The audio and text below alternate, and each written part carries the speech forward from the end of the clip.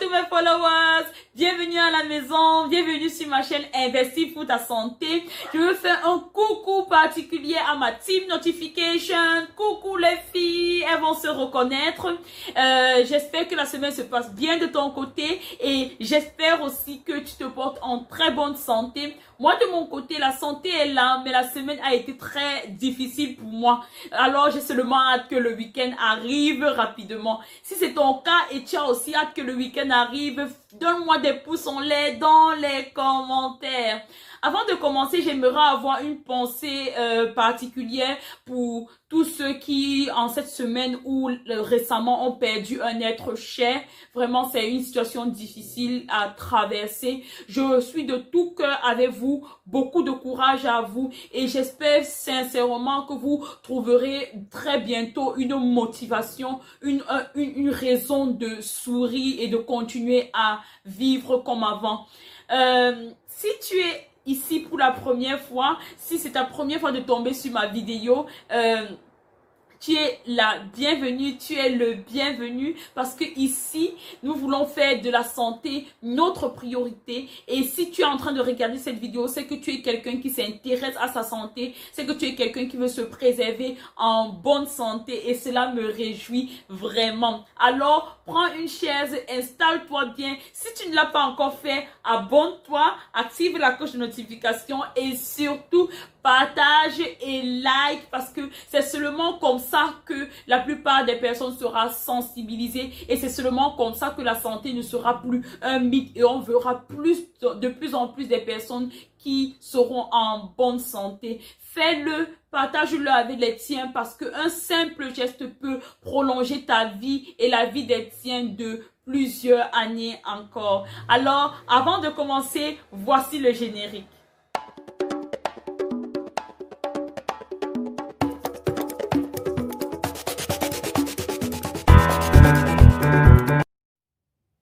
Dans ma vidéo précédente, nous avons vu l'importance de l'eau pour la santé. Nous avons vu que l'eau n'est pas seulement importante pour le quotidien, mais surtout pour le bon fonctionnement du corps. Nous avons aussi vu les 5 signes qui peuvent nous montrer que le corps a besoin de boire un peu plus d'eau. Si tu n'as pas regardé ces 2 vidéos, je vais te laisser un lien là et un autre là sur lesquels tu pourras cliquer pour aller regarder ces vidéos que je te recommande fortement.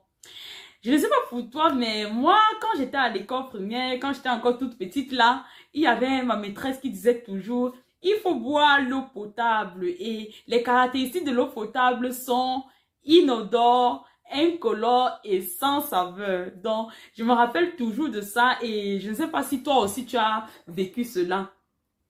En fait, en plus d'être inodore, incolore et sans saveur, l'eau qu'on doit boire doit aussi ne contenir aucun élément nocif pour la santé, comme par exemple des produits chimiques ou encore des microbes qui peuvent être nocifs, qui peuvent nous donner des maladies et qui peuvent être nocifs pour notre corps. Maintenant, aujourd'hui, j'ai voulu faire cette vidéo parce que il y a plusieurs personnes qui me demandent toujours est-ce que c'est conseillé de boire l'eau du robinet. Il y a plusieurs personnes qui me disent que l'eau du robinet est nocive. Et il y a plusieurs personnes qui disent que vraiment ils n'ont pas le temps d'acheter l'eau embouteillée. Ici, mon but c'était de comparer l'eau embouteillée à l'eau courante et de voir dans ce petit challenge quelle eau va gagner, quelle eau est mieux, non seulement pour la santé aussi, mais pour notre quotidien. Alors, écris-moi déjà en commentaire maintenant dans quelle équipe tu te trouves. Tu es dans l'équipe eau courante, tu es dans l'équipe eau embouteillée. Écris-moi, fais-moi un commentaire pour savoir dans quelle équipe moi je suis. Et regarde cette vidéo jusqu'à la fin. Je vais te le révéler à la fin de la vidéo. Et regarde aussi la vidéo parce que peut-être à la fin, avec ce que je vais t'exposer ici, là, tu vas changer d'équipe. Hein? On ne sait jamais. Maintenant, on va utiliser 6 critères qui vont nous aider à départager les 2 équipes. Le premier critère sera l'origine et la constitution de l'eau. Donc, on va commencer avec l'eau minérale ou encore l'eau embouteillée. L'eau embouteillée, en fait, je ne vais pas entrer dans les détails parce que sur le marché de l'eau embouteillée, il y a vraiment plusieurs genres d'eau embouteillée. Mais on va parler plus particulièrement de l'eau minérale et de l'eau de source dont on part sur cette base-là. L'origine de l'eau minérale et de l'eau de source. L'eau minérale et l'eau de source, en fait, comme tu peux le voir sur cette image, c'est l'eau de la pluie qui est tombée dans le sol, qui s'est infiltrée à l'intérieur du sol et qui a été naturellement filtrée et nettoyée par la terre. En traversant les différents niveaux de la terre, elle a été transformée et bien nettoyée et elle est partie se collecter dans les nappes souterraines au plus profond encore de la terre. Et maintenant, dans ces nappes souterraines-là, maintenant, il y a maintenant des industries de l'eau embouteillée qui vont construire des pompes, qui vont atteindre les nappes souterraines pour pouvoir puiser cette eau-là et la mettre en bouteille sur place. C'est-à-dire qu'en ce qui concerne l'eau minérale, les manipulations sont vraiment très limitées pour aussi empêcher les saletés d'entrer à l'intérieur. L'eau minérale ou l'eau embouteillée, l'eau minérale ou bien encore l'eau de source est censée être vraiment sans microbes. Elle est censée être pure et ne contenir que des minéraux qui sont importants pour notre santé. Donc, tu vois déjà que l'eau minérale étant pure est très bien pour la santé, à mon avis. C'est pour ça que pour ce point, j'ai donné en fait 2 points. J'ai donné 2 points parce que c'est un point vraiment incontournable et très important. En ce qui concerne l'eau courante, l'eau courante est une eau mélangée. Elle contient d'une part l'eau de recyclage. L'eau de recyclage, c'est en fait l'eau qu'on utilise à la maison, l'eau que tu utilises pour laver tes habits, l'eau que tu utilises pour te laver, l'eau que tu utilises pour laver même la maison, pour laver les aliments, et même l'eau que tu utilises pour tirer la chasse, oui, l'eau que tu utilises pour tirer la chasse, l'eau que tu peux faire les selles. Toute cette eau-là est dirigée dans les égouts, dans les tuyaux de recanalisation et elle est dirigée maintenant dans un endroit où elle est traitée de manière, d'une part de manière naturelle, d'autre part de manière chimique. Donc c'est même la raison pour laquelle beaucoup de personnes sont sceptiques par rapport à l'eau du robinet, parce qu'on se rend compte que souvent à la fin, il y a encore des traces de ces produits chimiques qu'on a utilisés pour la rendre potable et consommable. Dans la construction de l'eau de l'eau du robinet, il y a aussi l'eau du fleuve, l'eau des fleuves, l'eau des puits qui sont puisées et traitées aussi de la même manière que l'eau de recyclage est mise à la disposition des populations. Ce que je dois vraiment dire aussi par rapport à l'eau courante, c'est que plusieurs personnes disent que vraiment, je ne bois pas l'eau du courante parce qu'il y a beaucoup de calcaire à l'intérieur. Si vraiment le calcaire, c'est la seule raison pour laquelle tu pars chercher l'eau de source à l'eau minérale au supermarché, vraiment tu n'as pas de souci à te faire parce que le calcaire qui est à l'intérieur de l'eau n'a pas d'effet nocif sur la santé. Je le dis et je le redis, le calcaire qui est à l'intérieur de l'eau n'a pas d'effet nocif pour la santé parce que ce calcaire-là, on en a même besoin pour nos os et même pour nos dents. On a besoin de ce calcaire. Donc vraiment, si c'est la seule raison, vraiment arrête d'acheter l'eau au supermarché, tu bois l'eau courante tranquillement. Maintenant, pour ce point-ci, j'ai donné 2 points à l'équipe de l'eau minérale parce que vraiment, quand tu entends que l'eau elle est filtrée de manière naturelle, sans produits chimiques, tu ne peux que comprendre que c'est vraiment bien pour la santé. Donc, l'équipe de l'eau minérale a gagné 2 points avec ce critère. Le deuxième critère que nous allons voir ici, là, c'est le critère de la sécurité. Est-ce que vraiment l'eau minérale, là, c'est l'eau minérale dont on parle? Est-ce que l'eau courante, elle est vraiment sûre comme ils disent? Bon, en ce qui concerne l'eau minérale, sur le marché, on a tellement de diversité que vraiment, on s'est rendu compte que les entreprises ne vendent pas toujours ce qu'ils vendent. Il y a trop de publicité derrière l'eau minérale.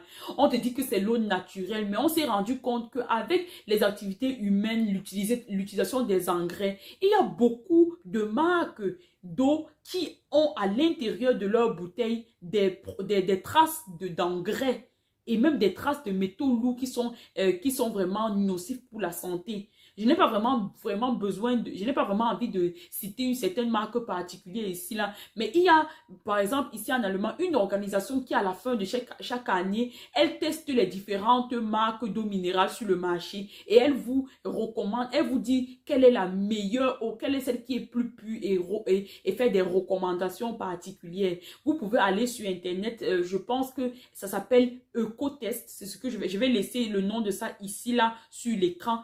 Ecotest. Vous écrivez Ecotest eau de source, eau minérale. Et cette organisation-là, vraiment, ils font du bon travail et ils donnent des recommandations. Donc, c'est à chacun de voir vraiment ce qu'il veut boire. Parce qu'il y a des eaux qui sont recommandées pour les enfants. Mais on s'est rendu compte en 2019 qu'il y avait des eaux qui ont des engrais et ne peuvent pas être utilisées pour les enfants. Mais tout simplement parce qu'on a écrit dessus eau minérale. Il y a beaucoup de personnes qui utilisent ça. Pourtant, c'est nocif pour la santé. Donc, vous voyez ici que la sécurité, là, je ne peux pas vraiment donner le point sur ça parce qu'il n'y a pas de sécurité. Tu achètes et tu n'es pas vraiment sûr de ce qu'il y a à l'intérieur.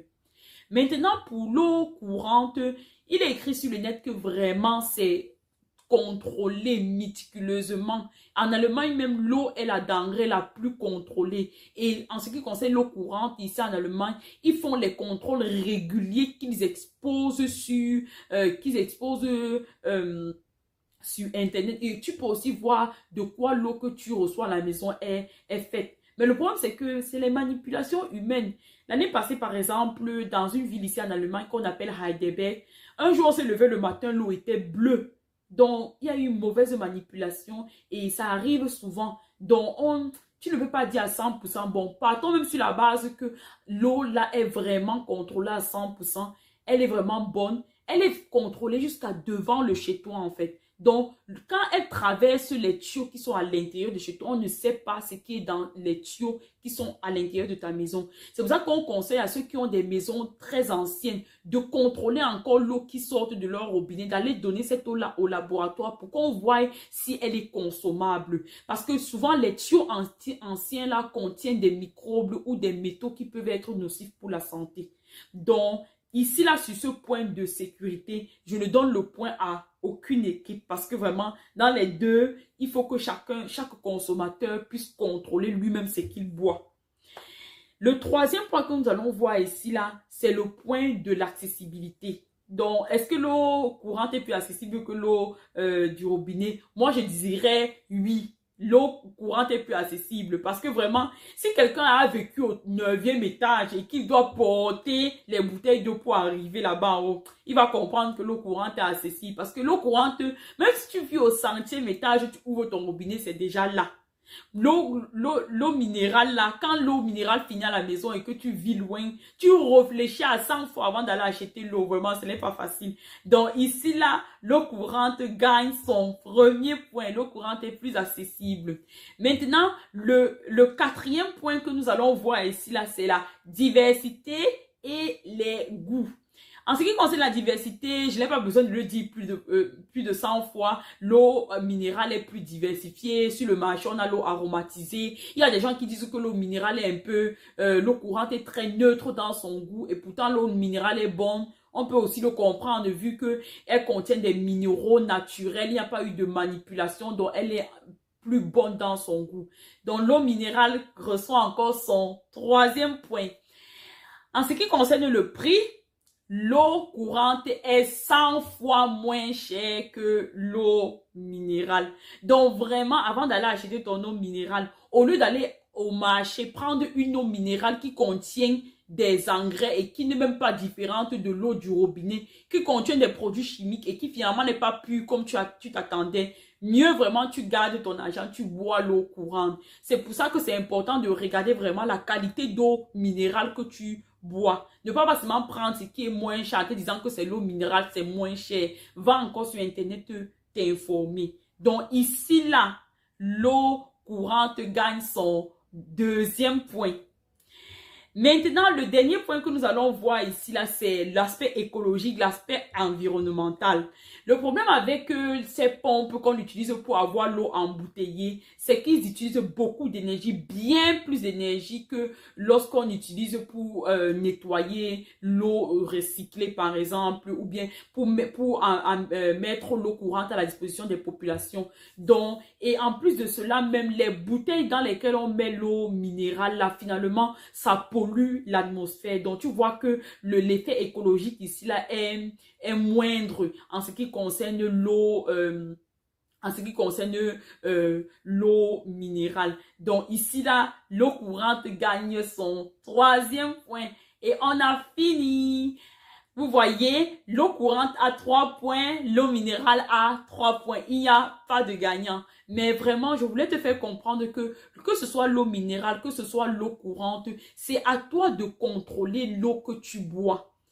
Si tu as des doutes en ce qui concerne l'eau courante, je te conseillerais d'acheter un filtre pour encore filtrer l'eau que tu reçois à la maison et pour que ces produits chimiques-là puissent ne plus entrer dans l'eau que tu vas boire.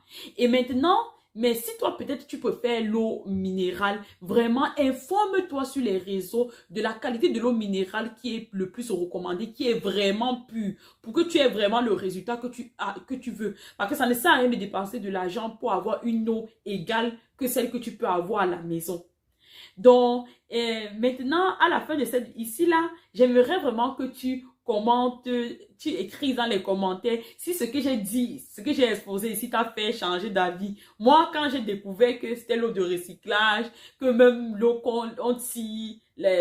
l'eau qu'on utilise pour tirer la chasse là, on l'utilise aussi dans l'eau, vraiment, ça m'a fait sursauter. Je n'ai même plus eu envie de boire l'eau du robinet. Donc, dis-moi dans les commentaires si ce que j'ai dit ici, là, t'a fait changer d'équipe. N'aie pas honte, oh. Ça ne sert à rien d'avoir honte lorsqu'on a eu l'information. Donc, si tu veux changer d'équipe, change d'équipe et commente avec moi.